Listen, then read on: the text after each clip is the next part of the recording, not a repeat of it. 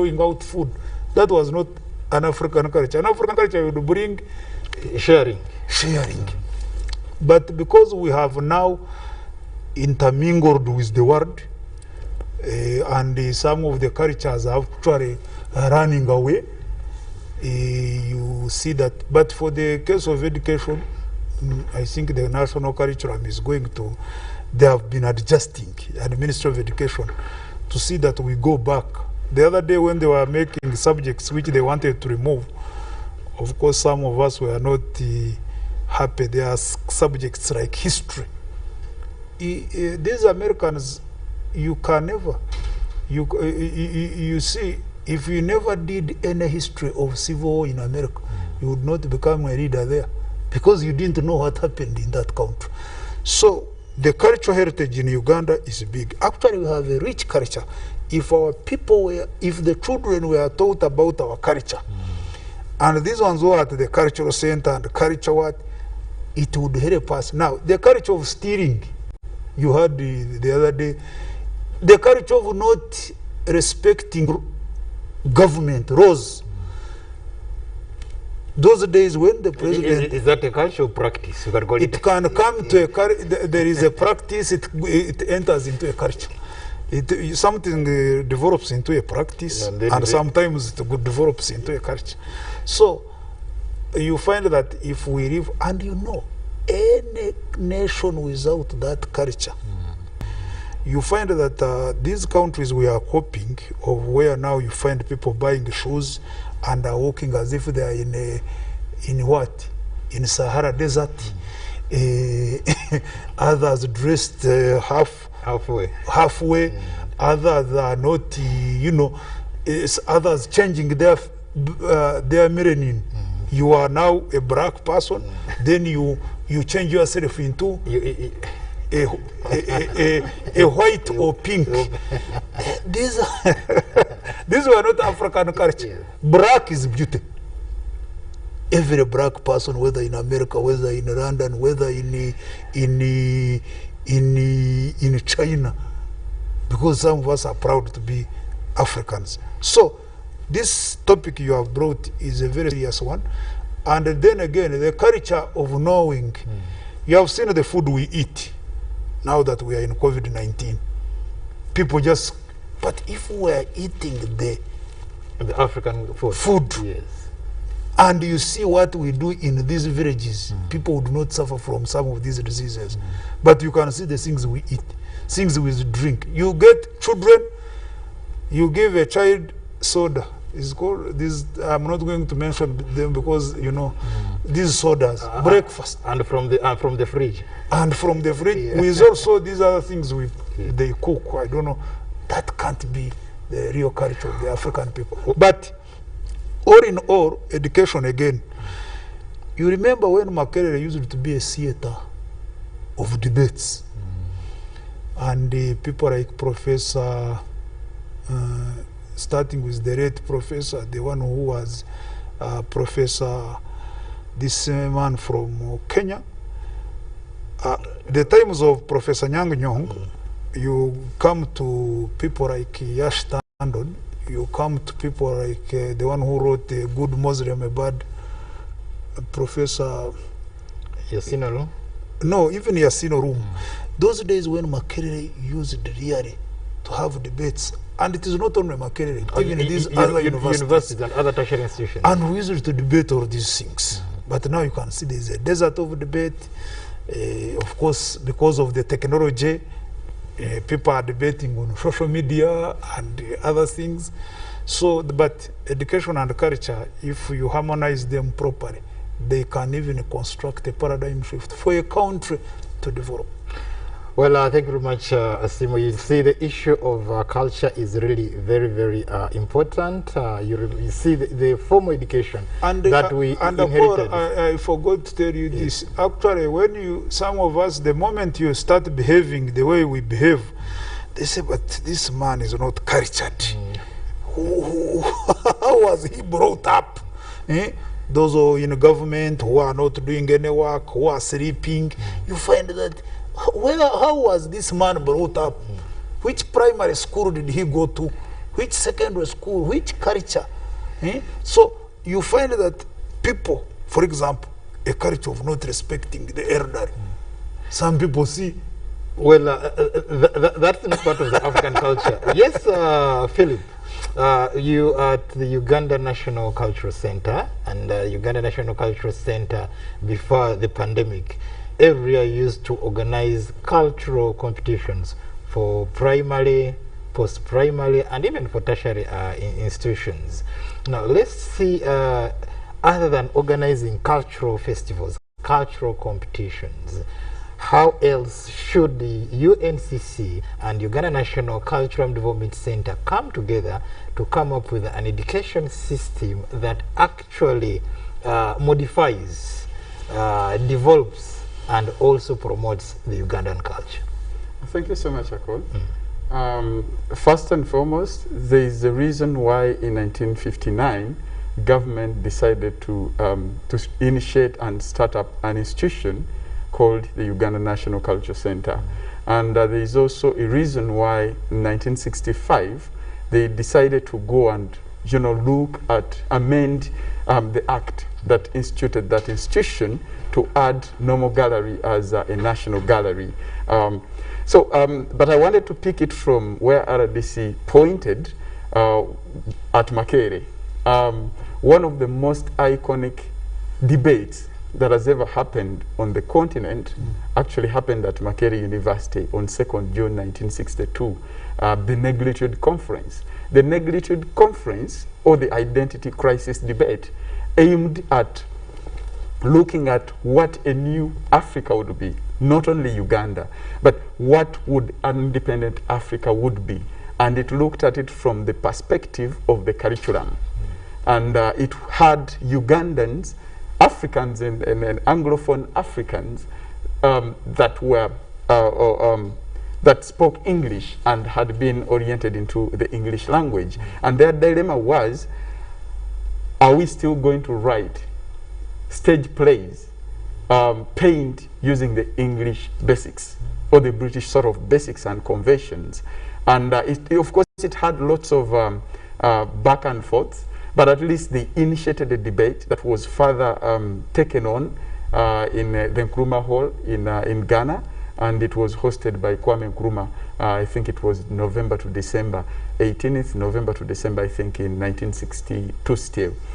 So it's such debates that awaken us to understand the structural fabric of art and education, of culture and education.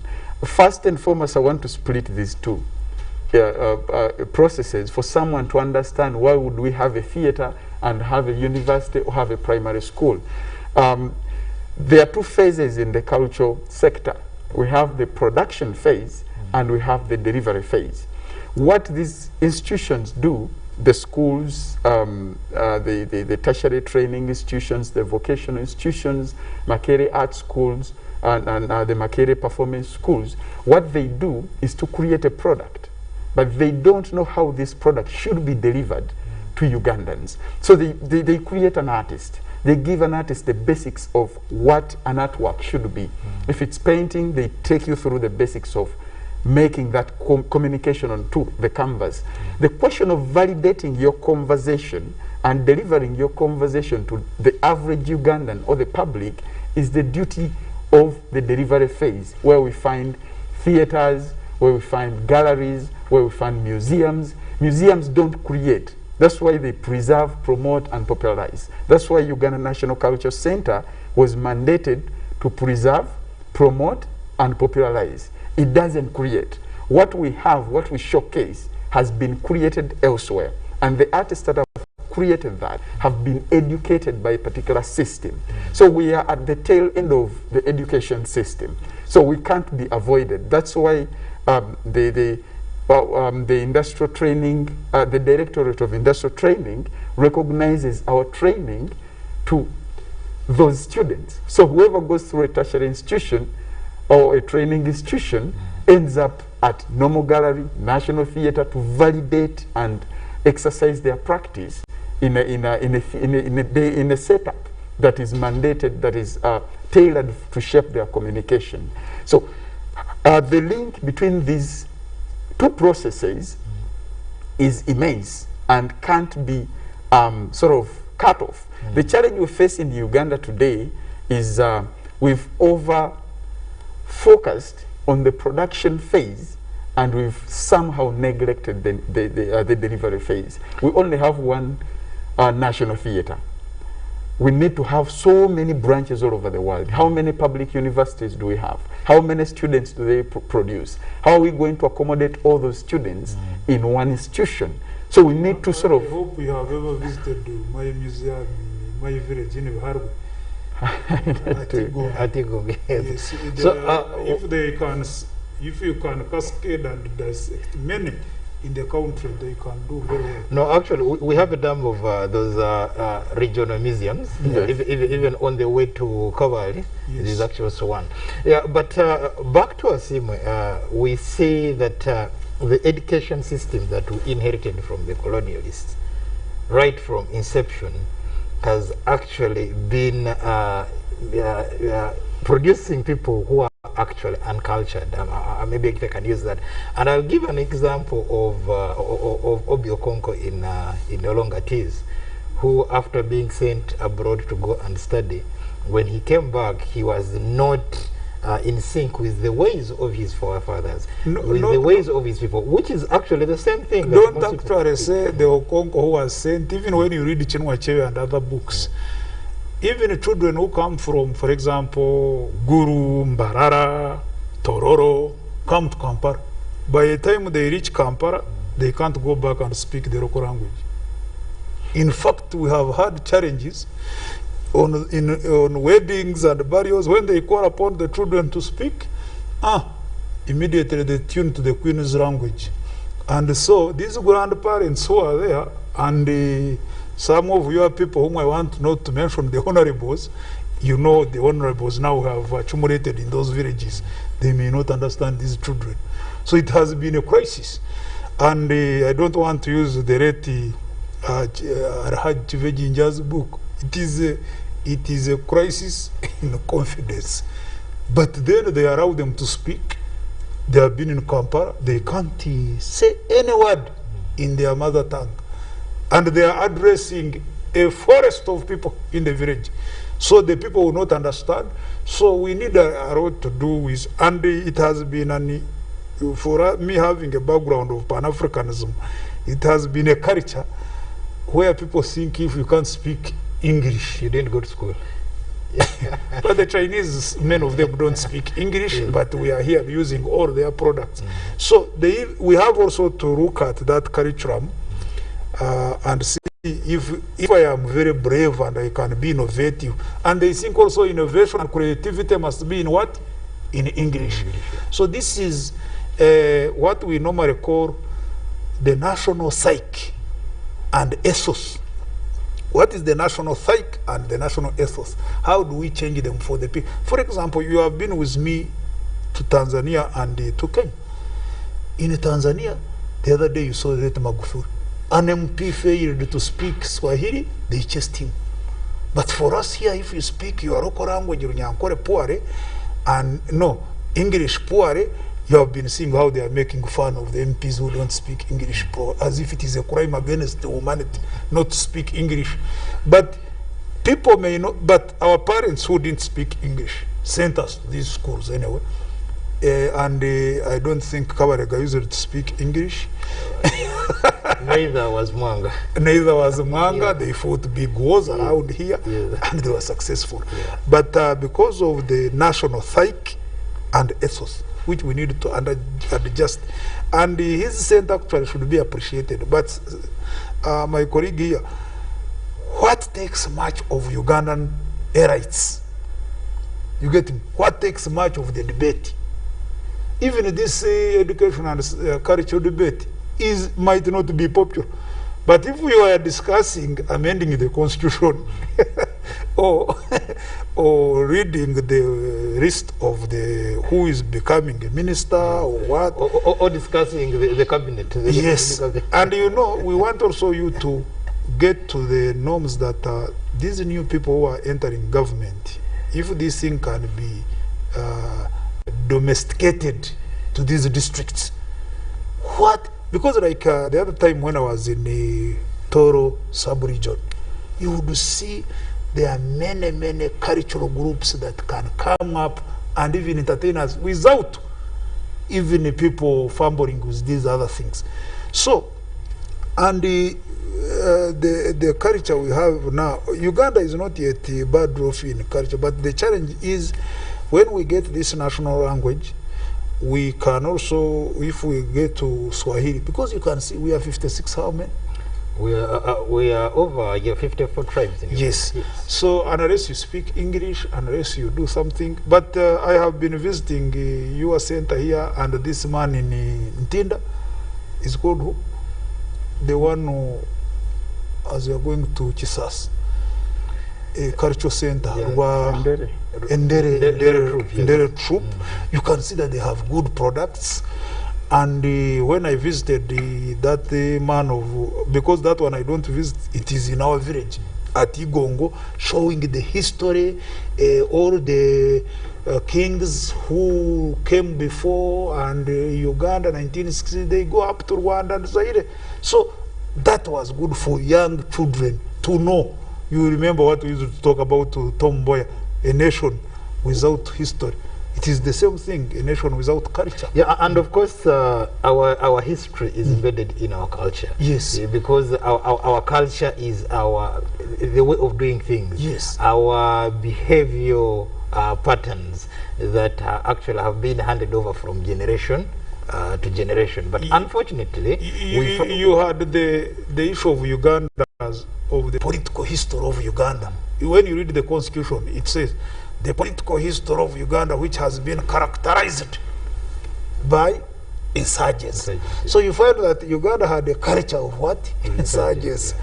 But now if we come up with this, with these discussions, and also these discussions should go deeper into schools, because a child who has grown knowing his culture or her culture, even if he goes abroad, you get me? Yes, you will meet other people in Europe, in South America, in where, but still your culture will remain. And yep. That's why some of them, when they reach there, they form groups. You find the Wanakigezi, you find the Bajisu there, you find the Baganda there. For example, I have seen these people moving there every October. So you will find them remembering their culture. Yes, thank you very much. Yes, Philip, you know, he has talked about the issue of food, and which is also very key, that in Toro, it is expected that when you visit places like Toro, you should know the importance of the firinda. When was it cooked? But now you find that somebody goes to school in Toro and may actually spend 4 or 2 years without having ever eaten a firinda. In Kasese, before you continue with Kasese, yes. I just liked the way the Uganda Kingdom the other day had a meeting and discussed the matter on the wedding. Where you find people running up with baskets and they are... a wedding turns into a fundraising. I get give me an introduction, and that was not enough Uganda culture. No, but I was glad that when they reached in the meeting, they stopped it. No, and they even told these MCs to be very careful. Even the Acholi have also actually come up with the same thing. Yes, because they've said that now, when it comes to paying bride price, it has now turned into a show-off. Implying that poor boys will no longer marry. Yet traditionally our cultures were accommodative of both the rich and the poor. Now let's Philip, let's look at still schools as centers of actually training and nurturing, orienting the young people with our culture. Thank you so much. I wish we could use some of the native languages here. For example, you can try yours. Katikkiro bwe yavaayo n'alungamya ebintu by'okwanjula engeri emikolo gy'okwanjula gye gutambulamu n'engeri gye tugusaabuluddemu. But we can still go back to English because when we say we are advocating for culture, we should have a fusion. I mean, if you travel to so many countries, you have an interpretation. One, you must interpret everything you take to that country. For example, when you go to Italy to exhibit as an artist, all your content has to be translated into Italian first. Then even your country, I was forced to translate Uganda to Uganda. You can imagine. No, actually, Uganda, you were not wrong, because the political history is that we were just a poor pronunciation of the word of Uganda. So when we even when a program like this is essentially in English, I think in order for us to put things right, we should be able to throw in the right native words so that people can pick one or two things from us. The program teacher nacho twachisiima kubanga even in other areas, even the people you hear stealing money in government, those are bad cultured. Absenteeism, that is a bad culture. Coming to a station like UBC, dressed poorly, Jova, the culture. Where you find people trying to adjust their dress as if they didn't have a mirror at home. It is a bad culture. Well, yes. So I will say that we shall stick to English one, because English is actually the medium of instruction. He's a teacher. He understands that. Secondly, it is for now, it's the working and official language, and of course this program is in English. At UBC we have over 15 media stations here, and we use the local languages. We have almost all the local languages accommodated. But when you talk about the issue of language is really very key, as he really did talk about it. And that's why I think in the wisdom of the leadership of NRM said, look here, we should restore cultural institutions, among others, to ensure that the particular languages do not die away. Particular languages are really developed further. Currently, we have a dictionary in Luganda. There's one in Runyankole, Ruchiga. We have one in Ateso. Actually, the one in Runyankole, Ruchiga was authored by the president and his colleagues. So all this is the efforts to make sure that these young ones can find what to read. Yes, so back to you, Phil. Thank you so much. I would say this also. The reason why I enjoy to watch the presidential speeches is not just as a government servant, is because of the way the president juggles languages to drive the point home. Ugandan languages. Exactly. Yes. He tries as much as possible to look out for the cores. Even yesterday he talked about Nino. Exactly. So every time you switch on to watch a speech from the president, you learn a word from a different culture and a different language. And I think that's the spirit of nationalism. Even when we have this sort of imperialistic sort of umbrella, we still can throw in a word and someone at least remembers that. But back to the question of how schools should become a hub of culture. Remember, all of us when we were growing up, we used to have those programs training us to make craft. What we see in the craft villages today, these are home sort of. This was more of a home training taken to school, because when you went for holidays, these are things you used to make. I remember as a child, as a student and a pupil, I used to make these muwempe. You could go with it on to school. I remember we never had the seats we have today. You would make your chirago from fibers, take it to school. I remember we never used to buy brooms. Every afternoon you'd pluck a few of mukonzi. Then at the end of 2 or 3 days a week, you have a batch. You leave 1 or 2 at home. You take one at school. We never I don't know whether I grew up from a stingy family or a very humble family or a humble background, but that is the training.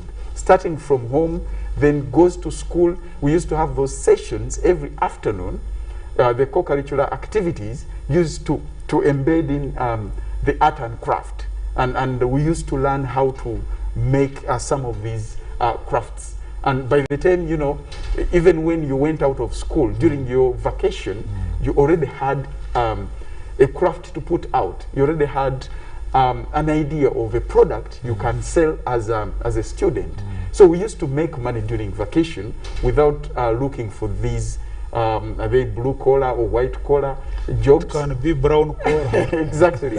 So you always had that. I don't know how the curriculum, the new curriculum, looks at reviving these, but also switching them to a contemporary approach. Because the challenge now is you may not be able to get the quantities of fibers the way we did, because you're in a city and so on. But there are lots of materials in our environment that you can recycle to make the same item, but those in villages that can access the same items within their context can use that and we borrow a leaf and get inspired. So we need to rethink the entire sector but using our experiences rather than the white paper that we normally refer to, and you know, learn and unlearn. And COVID has given us that opportunity.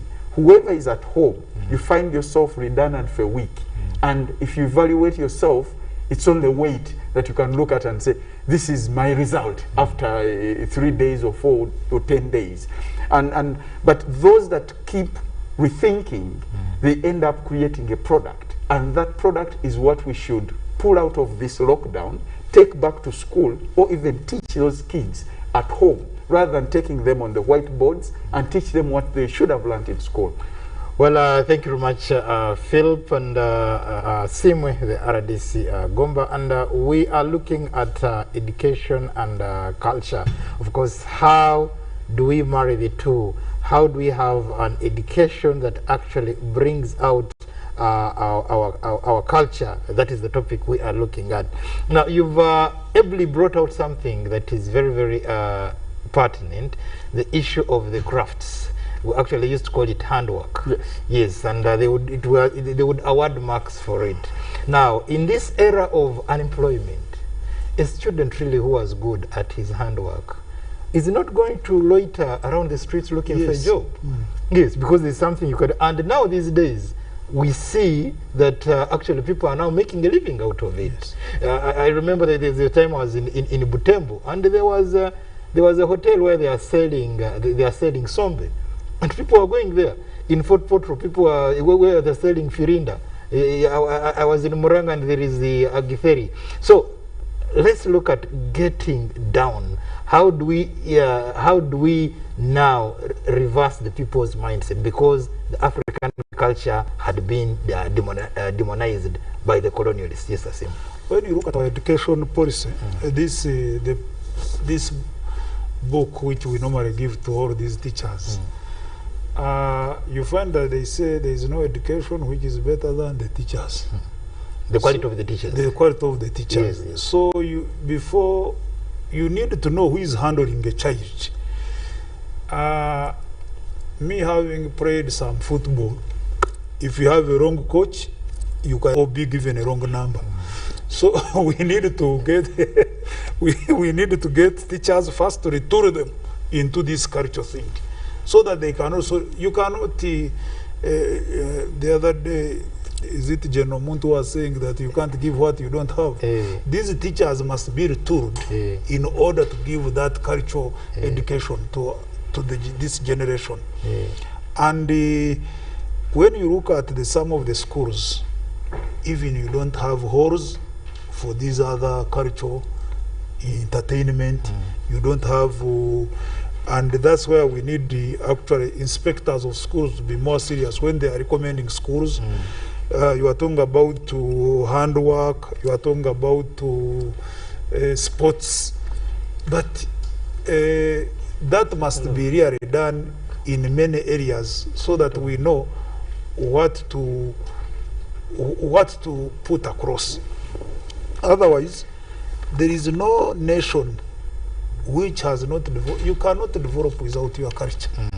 It is, even when some people are trying, you have seen how we get problems. Some of us who go to the garages to take cars. You are speaking English, the one who is working on the car is speaking the local what? Language. Are you getting it? You are from Makerere faculty of literature. I don't know whether it is there now, or college of what. So, Ndugasim, if you can hold to your point, we are going in for a short break, and we shall be back shortly, and that we shall be getting to the final phase of the discussion.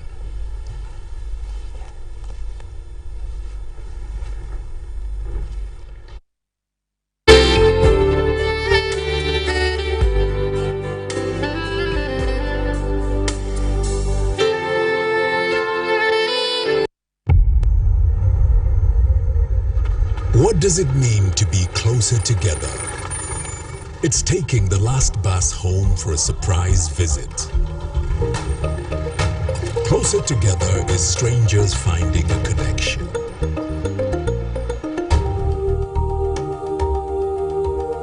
It's bringing home something much more than a box. It's the warmth of home, or the beginning of something new. There's magic in sharing the things that we love, because it's those things that bring us close together.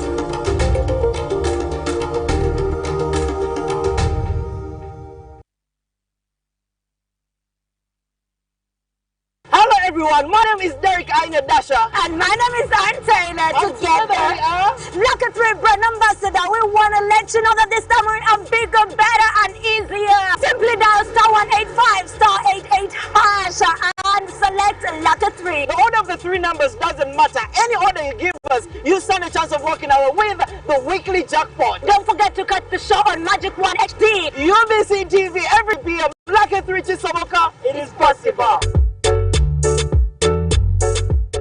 Tusaze emiwendo girayo ssente za kati gyeyo ssente ku miwendo egikyasinze okuba egya wansi okuva nga 1 Ogwokutaano 2021 ate weefunire ne Century Points buli lw'oteekako lw'osindika oba lw'oggyayo ssente ng'okozesa MTN Momo. Genda awali ba agenti baffe bonna mu ggwanga oggyeyo ssente ne MTN Momo ku bisale ebisaliddwako. Everywhere you go.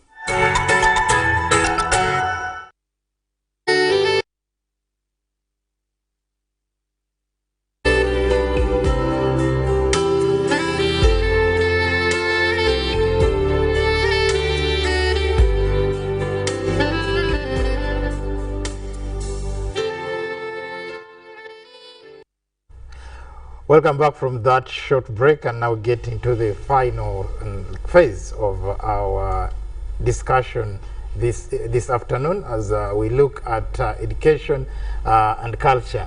Yes, we get to Philip. What is Uganda National Cultural Center doing to actually educate the people, the artists, about our culture? Allow me to first of all put this across. Artists should know, or the general public should know, COVID-19 is real, and everyone should stay safe and keep the SOPs, please. COVID is real. Uganda National Culture Center has a number of programs, but currently we are running a program called Collective Memories. Collective Memories is more of shared memories, and what we've been doing here is part of the Collective Memories. It's a workshop that is organized by the Uganda National Culture Center through the National Gallery, Normal Gallery, and in partnership with Newcastle University, Makerere Art Gallery, and 32 Degrees East. This workshop gathered facilitators, about 6 facilitators, Mr. Peter Ojede Francis, Robert Musitwa, Jennifer Mpisi, Sanaga Teja, Robina Nasubuga, and myself as a host. And we selected about 8 participants to be trained in how to manage communication of culture and in the midst of crises, in a way that we're in, and the cultural complexities as they get prevailed to the cultural institutions. The workshop started on Monday, and it will run for 3 weeks, and it's purely online. Initially, we had planned to do a tour around all the cultural sites and try to interrogate and look at their challenges and see how we can go into a phase of education and digital literacy. But because of COVID-19 and the lockdown, we sort of took everything to the digital platform. And right now, we have our facilitators who have done the sessions. But the interesting bit is that even those that just log on and really have a memory in relation to the conversation, we give them an opportunity to share that memory. Because this is about reactivating spaces where people are free to share what they remember, to share the remnants of history. For example, we've been talking about the conference. How many people know about that conference? How many people know about the publications done by Ugandans, Okot Pibitek in the 60s? How many know Rajat Nyoji and the transition? How many know lots of the things, Chisakati and so on? So this is where we invite Ugandans on such a platform to share what they remember about their history. And at that platform, we interrogate their memories and sort of find the true memory. We interrogate and sort of dialogue and try to discover what our true memory is and what we should conserve, preserve, and promote. So this training is sort of equipping emerging curators with skills to manage this content, and documentation is at the core because our narratives are so shaky. They are so filled with holes, and that's why we always have no reference point. You always have to look for a particular person to give you a narrative of Ugandan history. Rather, we need to utilize the new digital age, even if it needs to record these original voices and hear these authentic stories so that the future generations can have an opportunity to interrogate, grow, and reshape these narratives. But as we stand today, there is little documented about our history. Well, thank you very much. Yes, it's a pleasure. Ndugu Asemwe, the offices of the resident district commissioners, how should they work with the DEOs, the inspector of schools, and the various perhaps education agencies in the district? First of all, we have now a Minister for National Guidance. I hope they can work with the cultural center and see how to guide and guide the nation. And of course, ours, when we meet the DEOs and inspector of schools, yes, you can talk to them, but you need to retour those teachers to know the beauty of culture. And one of the challenges I have had is that you remember when we visited Ethiopia the other time, we were given all sorts of speeches from all these founding fathers from independence. And sorry, one just died recently, Kenneth Kaunda. Kenneth Kaunda in Zambia had what we call humanism. When you go to Tanzania, Mzee Nyerere had Ujama policy. Socialism, I think socialism, I think even Kenyatta. Yeah. Then when you come here, it was what? Common man's what? Common man's charter. Common man's charter. In Kenya, it was Harambe. Harambe. So there are some cultures. Of course, those were some of the isms of how to develop the countries. But when we went to South Africa, it was Ubuntu. Ubuntu. Yeah. Ubuntu. And when you come to our languages, Jirobuntu. Ubuntu Buramu. So the culture, you find some people are not cultured. And yesterday you saw what the president was saying. You tell people to do this, they do this. Some of them... And in Zimbabwe it was Chimurenga. Chimurenga. And it ended up into Chimurenga rebellion. Yeah. So we need to harvest this very carefully and see how to... Because we are now we are living in the globalized world. So these children of ours grow up speaking English, some speak French, Some have never known that even milk comes from cows because they get it from the fridge. Some don't know where the matoke come from. So you can see that thing. So I want to encourage the parents who are now with children At home, yes. at home. During this lockdown. Show them where the milk comes from. Those who have cows, show them those who have matoke, where they come from. Can you imagine a graduate of Makerere of agriculture and a lady without knowing how to peel bananas? That would be an not actual agriculture, food science. food science. Okay. So all those are our cultures that we need to embed and can help us to develop. Because culture helps you to develop. Because when you keep that culture, then you are not, like this thing the president was telling us, even 2,000 years ago, the Bible was talking about if somebody is sick, distance. Are you getting me? So even traditionally, people knew how to treat diseases without pandemics, without even getting other things. But because for us, we are always in either Matthew 23:23. We have left what we are supposed to do. We are doing what we are not supposed to do, and the truth is not in us. Then, of course, we end in Galatians. So, otherwise, if everybody was doing his work, even you at the cultural center, and then you now in the media, to see how this also culture becomes a debate. You get me? When is culture a debate in this country? We are talking about succession. Yes, those are good debates, but you need to, even the culture. Otherwise, the other one has succeeded us. You get me? All these countries you see that have developed, they first developed their what? Their culture. Their culture. Yes. Or developing through their culture. Their cultures. Yes. You can't just develop with somebody's.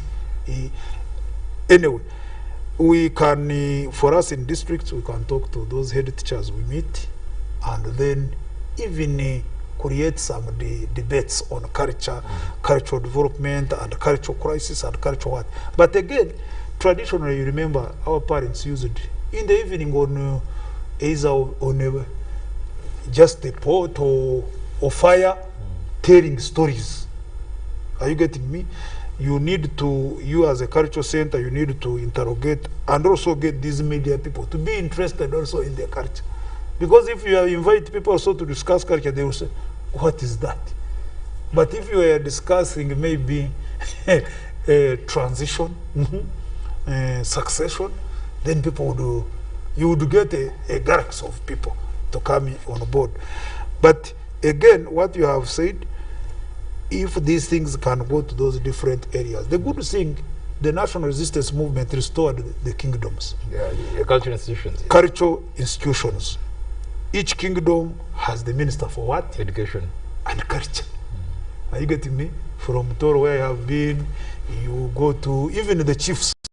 If you go to the chiefs in Bamasaba, we have chiefdoms, especially chiefdoms in Soga, that come up together to form the Wachawazing.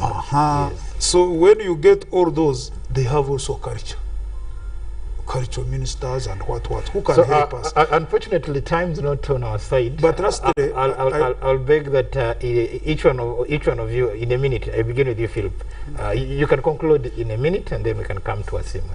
I've been in a city where people largely depend on culture, and I can comfortably and confidently say culture is broad, it's challenging, but most importantly, it's rewarding. And even if we focused on culture, because it will take us to agriculture, it will take us to farming, all those sort of ways of life have a cultural attachment. Every ministry has a cultural attachment. It's not only the Ministry of Gender, Labor and Social Development. If we looked at culture as an integral part of our life and our lives, we have very many opportunities. So I would like to say, let's look back, let's rethink culture, let's redefine culture, and let it meet our contemporary needs and give it a new context. Then it will give us the rewards that we want to achieve. Thank you. Yes. There is also cultural tourism. Even when we are going to promote tourism, like my colleagues who have been appointed ministers, culture can be part of our tourism. so that you go and tour in like what Chiwanda had brought. Tulambule. Yes. If my friend, the Honorable Martin Mugara, the young man, can also take it on, they can easily really promote the culture. But what I want to also end with is to thank the management of UBC continuing to really informing Ugandans that the COVID-19 is still a challenge. And we are trying to talk to people, and of course some are fearing, but yes, like the president said, this disease can be contained if we all understand what the rules of the game is. Observing the SOPs, distancing, and avoiding crowds, and go to town when you can go to town. But you see, even when we stop people from going to town, they now come and gather behind some buildings and start kabos. They don't know that the disease for it is also moving. So we want to really sympathize with all those who have lost their dear ones, and inform Ugandans and the leaders that we need to be more careful and really fight this pandemic together. We can win. Well, I thank you very much, Philip Balimunsi from Uganda National Cultural Center, and same with Stephen, the RDC Gomba, for being with us, with me on this program, where we are talking about getting back to the principles of Uganda's education. Definitely, education is the only tool with which you can use to transform people's lives forever. Amande Akol Amazima saying bye-bye.